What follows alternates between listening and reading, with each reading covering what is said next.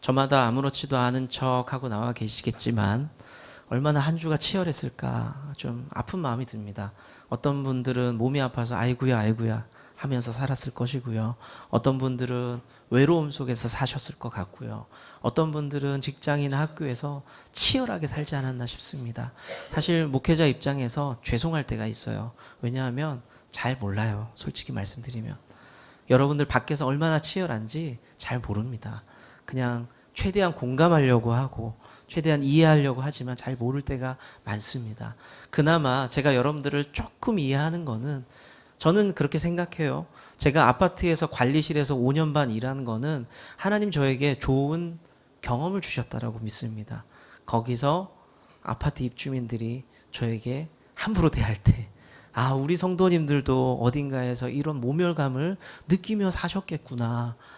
그런 생각을 해봐요. 그리고 월급 들어오면서 엄청 제가 기뻐했거든요. 아파트 월급 들어올 때. 우리 성도님들도 월급날이 되면 세상 행복하시겠구나. 뭐 그런 마음들을 품고 살아갑니다. 여러분들 한 가지 당부드리고 싶은 건 여러분들 다 이해해요. 어렵고 힘든 삶이죠.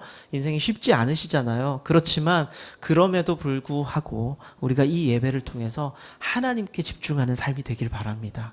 다른 세상 것들 때문에 시선을 흐트러뜨리면 우리가 손해예요. 마귀는 웃고 하나님은 힘들어하시고 우리 손해입니다. 이 예배 시간, 말씀, 찬양, 기도하는 시간 온전히 나 열받게 했던 남편도 잠깐 제껴두고 나를 속상하게 만들었던 그 아들도 딸도 잠깐 제껴두고 우리 이제 하나님 앞에만 시선을 모으고 저 목사는 왜 이렇게 말이 어눌해? 이런 말씀도 마시고 하나님께만 집중하시면서 나아갈 수 있는 여러분들 되시기를 축복합니다. 네, 여러분들 우리 교회 다니시다가 우리 교회는 이게 마음에 안 들어 진짜 내가 기도하고 고민해봤는데 이게 마음에 안 들어서 우리 교회 진짜 못 다니겠어 그런 분들이 있으시면요 고민하지 마시고 몰래 교회 나가지 마시고 저한테 상의를 해주세요. 그러면 제가 다 추천해 드릴게요. 기도는 이 교회가 잘하고요. 말씀은 저 교회가 좋고요. 목사님 성품은 저 교회가 좋고요. 이렇게 다 추천해 드릴 수가 있습니다.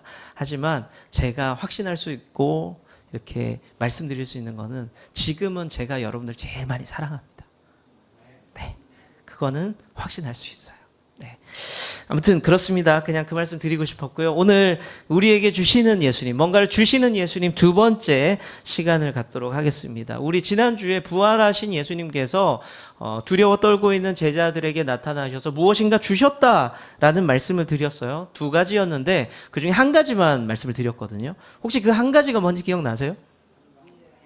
평강. 네, 평강을 주셨어요. 평강을. 예수님의 제자들이 불안에 떨고 있었거든요. 두려워하고 있었어요. 예수님 돌아가셨고 살아나셨다는 소문은 무성하고 누구는 봤대는데 나는 보지는 못하겠고 예수님 도대체 어디 계신 거야? 불안에 떨고 있던 제자들에게 찾아오셨죠. 그때 예수님께서 뭐라고 인사하셨냐면 평안하냐? 내가 너에게 평안을 주겠다라고 말씀을 하셨습니다. 그래서 여러분들에게 그런 말씀드렸죠. 부활하신 예수님께서 우리에게 주신 첫 번째 선물은 평강이다 라는 말씀을 드렸습니다. 제가 사전을 통해서 평강의 정의를, 뜻을 설명해 드렸어요. 뭐라고 말씀드렸냐면 두 가지가 없는 거예요. 하나는 문제가 없는 거, 또 다른 하나는 염려가 없는 거. 그게 평강이다라고 말씀을 드렸습니다. 자, 그런데 한번 생각해 보자고요. 우리 신앙인들, 여러분들 예수님 믿잖아요. 문제가 없습니까? 문제가 있죠. 최미진 집사님 고개를 푹 숙이고 있습니다. 예, 있습니다. 맞습니다. 염려가 없으세요? 염려도 있습니다. 우린 다 염려가 있어요.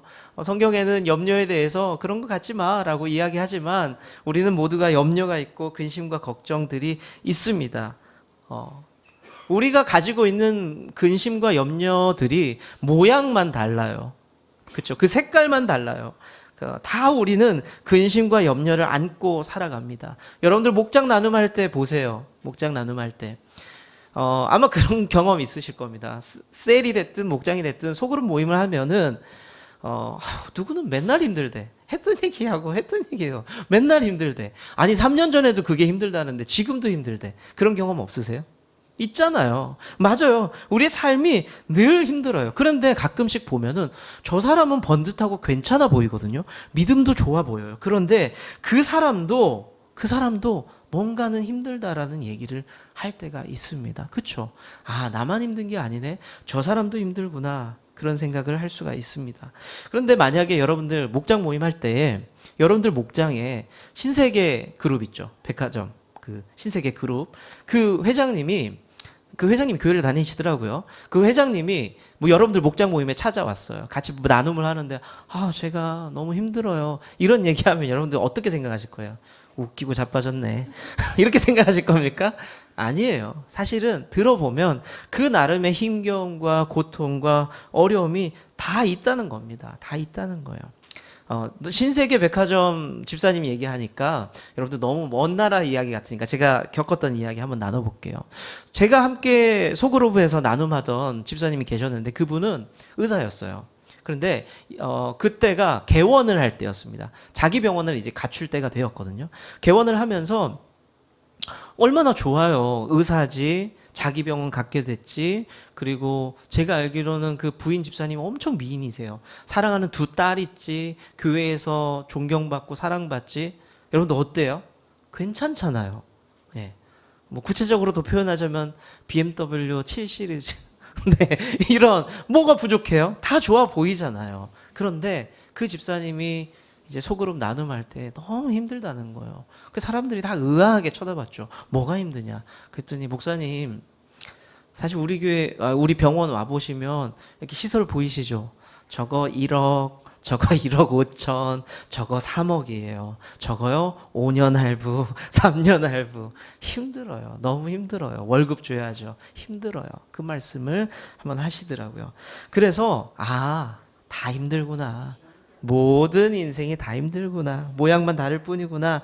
이런 생각이 들었습니다. 그런데 그런 인생들에게 부활하신 예수님께서 찾아오셔서 선물하시고 약속하신 게 뭐라고요? 평강입니다. 평강. 세상과는 근심 걱정 가득하지만 예수님과 함께하는 우리 인생은요. 평강하다라는 그 믿음의 선포가 있어야 된다는 겁니다. 그렇지만 잊지 말아야 될 것이 있습니다. 잊지 말아야 될 것. 여러분들 문제가 우리 삶에 있다고요? 없다고요? 있어요. 근심 염려는요? 있어요. 이게 사라진다는 게 아닙니다. 그러면 왜 우리가 평강할 수 있냐? 그런 것들이 우리의 삶을 주장할 수 없다는 거. 우리의 삶을 꽉 붙잡고 내 삶을 쥐흔들 수 없다는 것을 믿음으로 선포하는 거예요. 우리의 삶의 주인이 누구라고요? 예수님이에요. 근심과 염려들이 내 삶의 주인이 아니라는 것을 선포하는 것이 믿음의 사람들입니다. 여러분들 믿으십니까? 그래서 우리는 고난과 어려움 속에서도 평강을 고백할 수 있는 겁니다. 우리가 지난주 찬양하면서 무슨 찬양했어요? 거친 파도 날 향해 와도 주와 함께 날아오르리. 그게 우리 예수 믿는 사람들의 삶이고 고백이라는 겁니다. 풍랑은 없어지지 않아요. 그 가운데서 풍랑을 타고 다니면서도 예수 안에 내가 평강하다 고백할 수 있는 저와 여러분 될 수 있기를 축원합니다. 두 번째, 오늘 예수님 주시는 두 번째 선물은 뭐냐면 그것은 확신입니다. 예수님은 우리에게 확신을 선물로 주시는 분입니다. 예수님께서 평강하냐라고 인사를 나누시면서 갑자기 나타나셨습니다. 처음에는 제자들이 갑자기 나타나신 예수님을 보면서 좋기도 했는데 더 혼란스러워진 거예요. 막 힘들어졌습니다. 이유는 아주 단순해요. 왜? 그렇게 사모하는 예수님이 나타났는데 왜 혼란스러웠을까요? 예수님을 보면서 뭐라고 생각했냐면 뭘 것 같아요? 으악! 귀신이 나타났다. 그렇게 생각한 겁니다. 그래서 이게 생각해보면 충분히 제자들의 상황이 그 마음이 공감은 됩니다. 왜냐하면 우리가 어렸을 적에요. 아랫목에 이불 깔아놓고 어릴 적에 앉아서 도란도란 친구들이나 사촌끼리 모이면 뭔 얘기 많이 했어요? 예, 간증 나누고 그러지 않잖아요. 귀신 얘기하고 막 그랬잖아요. 네, 제가 우리가 어릴 적 아랫목 이런 단어들을 쓰잖아요. 그러면 제 또래나 저보다 한두 살 어리거나 두세 살 어린 분들은 손사래를 쳐요. 우리라고 묻지 말라는 거예요, 제발. 근데 맞잖아요. 백현아 집사님 아니에요? 우리 아랫목 아시잖아요. 아파트 살았어요? 아랫목 군불 떼고 안단 말이에요, 우리가. 근데 거기 모여서 우리가 막 모여가지고 사촌들끼리 꼬마 그 얼망절망한 꼬맹이들이 모여서 막 귀신 얘기하고 막 그렇게 놀았던 경험들이 있을 겁니다. 그런데 이야기 마지막 부분에 갑자기 놀라게 하는 부분이 있죠. 막 얘기했다가 뭐예요 마지막에?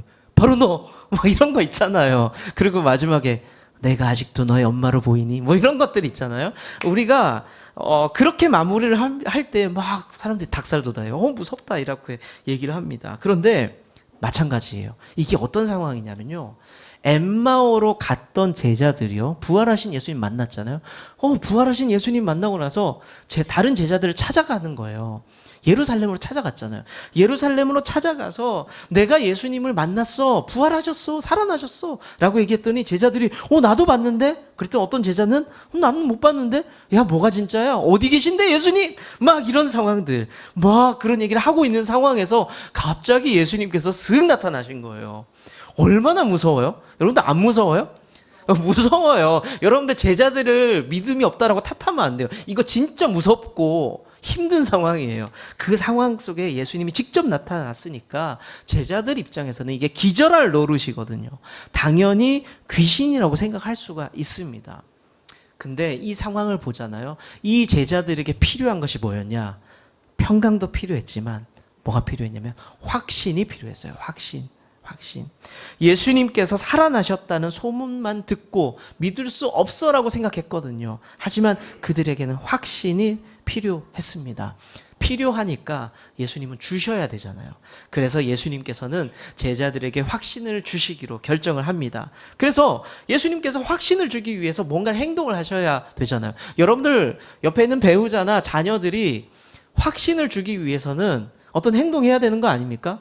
제가 아내한테 이런 얘기를 한번 했다고 칠게요. 나 진짜 돈 없거든? 나 돈 좀 주면 안 돼? 이게 진짜일까요? 가짜일까요? 아니에요. 진짜라고 하면은 제 아내가 또 뭐라고 한단 말이에요. 집안일 얘기한다고. 진짜가 아닙니다. 뭐 저는 지갑에 돈이 있습니다. 어찌됐든. 근데 지갑이 돈이 없어 라고 하면서 아내한테 나 10,000원만 주면 안 돼? 나도 국밥 좀 사 먹자. 이렇게 얘기할 수 있잖아요. 그런데 아내가 확신하지 못하는 거예요. 그러면 제가 믿을 수 있도록 어떻게 해야 돼요? 네? 지갑 까야죠. 맞죠? 지갑을 까는 거예요. 상대방에게 확신을 주려면 행동을 하는 게 맞아요. 예수님께서도요, 제자들이 확신하지 못하니까 뭔가를 하게 됩니다. 그래서 두 가지, 친절하게도 두 가지 수고를 하세요. 행동을 하세요. 그 두 가지가 뭐였냐면, 첫째는 손과 발을 보여주시는 겁니다. 예수님께서 스스로 내가 살아났다라는 것을 증명하기 위해서 보여줄 수 있는 예수님께서 그것을 보여줄 수 있는 방법은요, 손과 발을 보여주는 겁니다. 그 손과 발이 의미하는 게 뭘까요? 내가 예수다라는 거예요. 십자가에서 내가 손발이 찢겼잖아. 자, 봐봐, 내가 예수야 라고 보여줄 수 있는 거. 그리고 손과 발 봐봐, 나 죽었었지? 알지? 이거 봐봐. 이런 것 중에 하나가 손과 발을 보여주는 것이었습니다. 그래서 예수님께서 스스로를 증명하기 위해서 망가진 손과 발을 보여주시죠. 그런데 보여주는 것에서 끝나지 않아요. 여기서 더 나가서 뭐라고 하냐면, 여러분들 지갑 얘기하니까 계속 해볼게요. 봐봐, 없지? 라고 했을 때 아내가 의심이 풀리지 않아요. 확신이 안 서요. 그럴 때 두 번째 아내의 멘트가 뭐가 나올 수 있을까요? 통장을 까라고요? 네, 이남미 집사님 독하신데, 네, 저는 통장까지는 생각을 못했는데, 저는 요 생각했어요. 지갑 거기 돈 넣는 데 말고 그 뒤에 뒷주머니 까봐. 이런 거 할 수 있잖아요. 네, 김명동 집사님 조심하세요. 통장 까라는 분입니다. 네, 예수님께서 두 번째로 뭐라고 말씀하시냐면, 자, 내 손과 발 봐, 나 예수 맞지? 나 죽었다 살아난 거 맞지? 그런데 믿지 못하니까 너희들 안 되겠다. 두 번째, 만져봐. 여기 와서 만져봐 라고 말씀을 하십니다. 예수님께서 육체로 부활하셨다는 것을 명확하게 보여주고 싶었던 거예요. 그래서 제자들에게 그렇게 말씀하십니다. 39절의 말씀, 표준 세번역 버전인데요. 읽어보시면 딱 느낌이 와요. 같이 읽어볼게요. 시작. 내 손과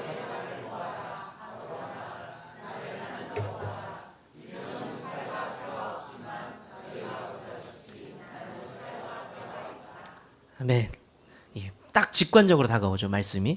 예수님께서 제자들에게 확신을 주기 위해서 첫 번째 보여주신 행동은 뭐냐면, 손과 발을 보여주고 만져보라, 봐, 그리고 만져봐도 괜찮아 라고 말씀하십니다. 예수님 입장에서는 최선을 다해서 확신을 주고 있는 거죠. 두 번째는 확신을 주기 위해서 먹을 것을 요구하세요. 좀 독특하시죠?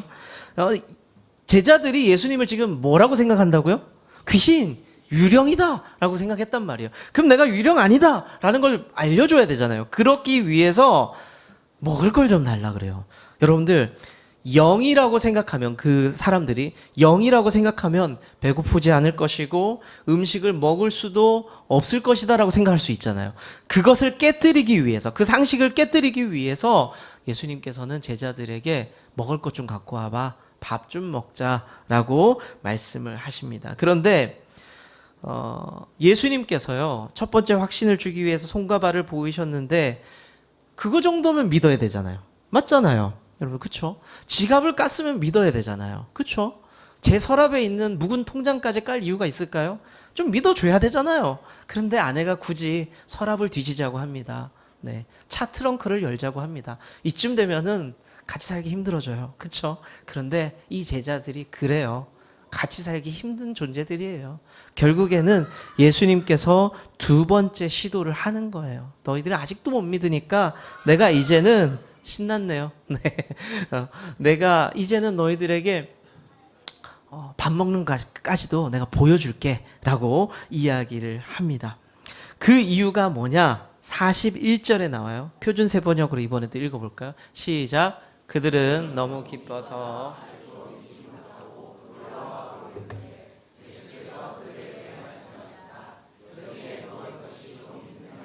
예수님께서 하셨던 첫 번째 수고가 손발을 보여주셨던 게 100% 효과가 없었어요. 근데 효과가 분명히 있었어요. 왜냐하면 방금 말씀에서 보셨듯이 제자들이 기뻐하는 거예요. 불안하고 두려워했잖아요. 근데 예수님 맞는 것 같은데 하면서 기뻐하는 거예요. 그렇지만 완벽하지는 못했다. 성경은 이렇게 기록하고 있죠. 아직도 믿지 못하고 라고 기록하고 있습니다. 첫 번째 시도로 제자들이 마음은 녹았던 건 맞아요. 기뻐했습니다. 평강을 얻었어요. 불안했던 마음이 기쁨과 평강으로 바뀌게 되죠. 그렇지만 그 안에는 여전히 의심하고 두려워하는 부분이 분명히 있었던 겁니다. 여러분들, 우리 신앙생활 똑같지 않아요? 여러분들 은혜 받고 나서 100% 주님께 헌신합니까? 쉽지 않아요. 우리는 주님께 은혜 받고 어떤 확신들을 붙잡고 살아가지만 늘 이 제자들처럼 무너지고 불확실함을 2%, 5% 가지고 살아가는 것이 우리의 삶입니다. 제가 이 부분을 보면서 예수님 앞에 묵상하면서 참 감사했던 게 있어요. 무엇이냐면 여전히 믿음이 부족하고 신호를 줘도 알 수 없고 그런 제자들, 그 제자들이 우리의 모습이잖아요. 나의 모습이잖아요. 그런 모습을 보면서 예수님께서 책망하지 않고 확신을 주기 위해서 첫 번째 시도, 두 번째 시도 멈추지 않는 것을 보면서 예수님 참 감사하다라는 마음이 들었습니다. 우리 삶을 한번 돌아볼게요. 우리가 삶에 고난이 오고 근심이 오고 어려울 때마다 우리 예수님 앞에 어떤 반응을 보이나요? 예수님 부인할 때도 있죠. 예수님 막 떠나고 싶기도 하고 예수님 막 째려 보이기도 하고 예수님 도대체 나한테 뭐 하는 겁니까? 라고 이야기하기도 합니다. 그런데 그 예수님께서는 어떻게 여러분들한테 반응하세요? 오늘 보셨던 말씀처럼 이것도 해주고 저것도 해주고 야, 아직도 모르겠어? 내가 네 옆에 살아있다고, 부활해 있다고 그렇게 계속해서 말씀해주고 있다는 거죠. 우리가 말귀를 못 알아듣고 있을 뿐입니다. 사랑하는 성도 여러분, 부활하신 예수님께서 계속해서 여러분들 곁에서 은혜 주시고 사랑을 주시는 것을 믿으시길 바랍니다. 다만 우리가 못 알아듣고 있어요. 느끼지 못하고 믿음으로 확신하지 못하고 있을 뿐입니다. 여러분들이 예수님 곁을 좀 떠나 있었던 것처럼 느껴질 때, 예수님 미워질 때도 주님은 여러분들 곁에서 다 듣고 계셨어요. 예수님 미워 라고 말씀을 여러분들이 고백할 때도 예수님 곁에서 다 듣고 있다는 것 여러분들 믿으시길 바랍니다. 아멘. 사랑하는 성도 여러분, 부활하신 예수님께서 여전히 우리와 함께 하십니다. 마태복음 28장 마지막 부분에요. 예수님께서 이런 말씀을 기록으로 남기세요. 19절부터 20절까지의 말씀입니다. 같이 한번 읽어볼게요. 시작. 그러므로 너희는 가서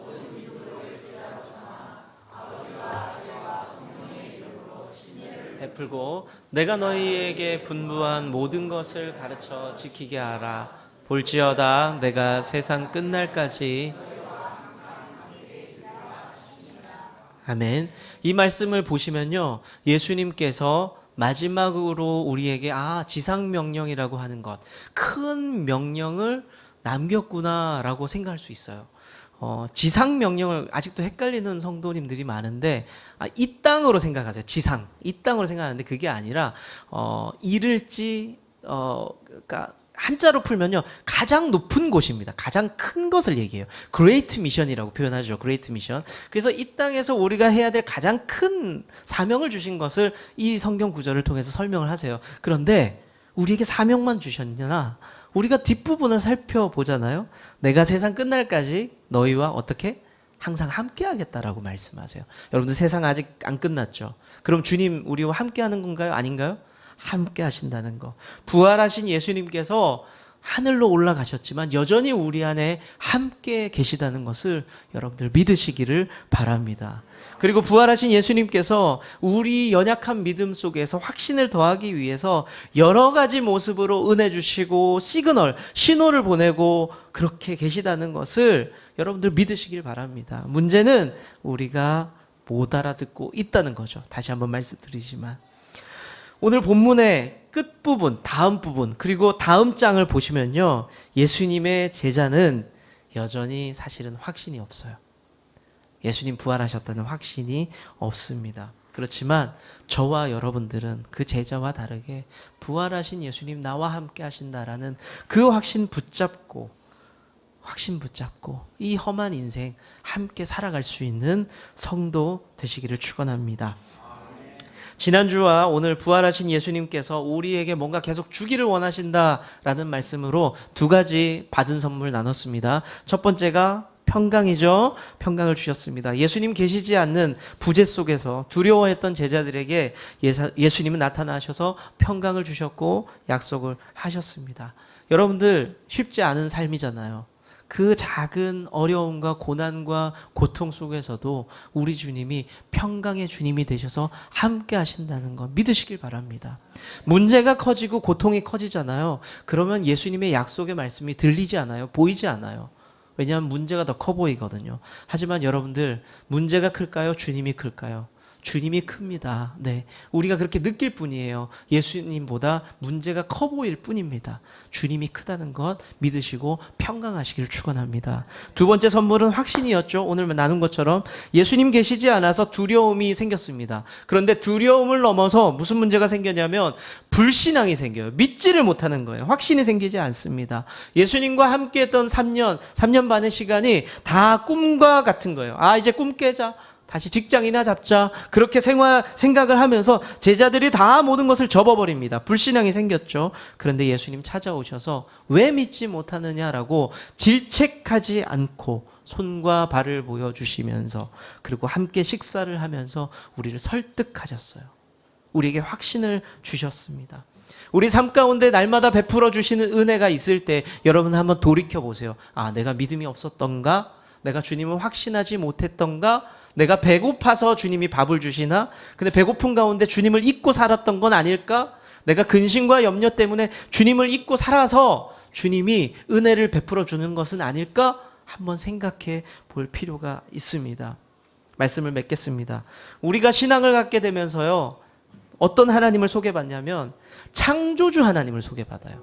그리고 성경 공부나 성경을 통해서 어떤 예수님을 소개받냐면 우리를 위해서 이 땅에 오신 예수님, 그리고 우리를 위해서 십자가에 달리신 예수님, 그리고 부활하신 예수님의 이야기를 듣게 됩니다. 그 모든 맥락이 어디로 통하느냐면요, 예수님의 사랑이에요. 사랑입니다. 저와 여러분들을 향한 사랑입니다. 하나님께서 우리를 어떻게 창조하셨습니까? 사랑으로 창조하셨어요. 그리고 우리를 구원하기 위해서, 사랑해서 구원하기 위해서 이 땅에 오셨고 십자가에 죽임을 당하셨습니다. 그런데 성경은요, 예수님의 부활도 우리의 부활, 우리를 위해서 부활하셨다라고 증거하고 있습니다. 그 끝없는 사랑이 부활과 동시에 멈춰졌을까요? 아니요. 그 사랑은 지금도 계속 이어지고 있습니다. 무효할까요? 아니요. 지금도 그 사랑은 유효합니다. 여전히 우리와 함께 하십니다. 사랑하는 성도 여러분, 고난 속에서, 아픔 속에서, 생활의 고통 속에서 우리가 예수님을 잊어버리고 살 때가 얼마나 많습니까? 하지만 여전히 그 고통과 어려움 속에서도 주님은 우리를 살피고 계시다는 것을 믿으시길 바랍니다. 다른 누가 우리를 위로하는 것이 아니라, 다른 어떤 무언가가 우리를 위로하는 것이 아니라 예수님께서 지금 어려운 걸음하고 있는 우리의 삶을 손을 붙잡고 함께 하고 있다는 것을 믿으시길 바랍니다. 지금도 여러분들에게 뭔가 주기 위해서 애쓰고 있으세요. 당장 힘들고 어렵지만 주님과 함께 걷고 있다는 그 믿음 포기하지 않기를 바랍니다. 하나님께서 영원한 우리 아버지 되시기 때문에. 그렇죠? 하나님 왜 우리를 사랑하세요? 설명할 길이 있으세요? 저는 하나밖에 없는 것 같아요. 그분 우리 아버지가 되시기 때문에. 아빠 엄마 왜 날 사랑하는 거야? 이것만큼 대답하기 어려운 질문이 있을까요? 왜라는 질문 앞에 설명하기가 너무 어려워요. 저도 논리적인 거 엄청 좋아하거든요. 그래서 제 설교 들어보면 늘 첫째, 둘째, 셋째가 있죠. 엄청 좋아해요. 그런데 우리 아들들이 아빠는 왜 우리에게 밥을 주고 사랑을 주고 아빠가 포기하고 우리의 것을 챙겨주는 거야 라고 말할 때 제가 논리적으로 첫째, 둘째, 셋째를 말하지 못해요. 그냥 하나밖에 없어요. 내 아들이니까. 그렇죠?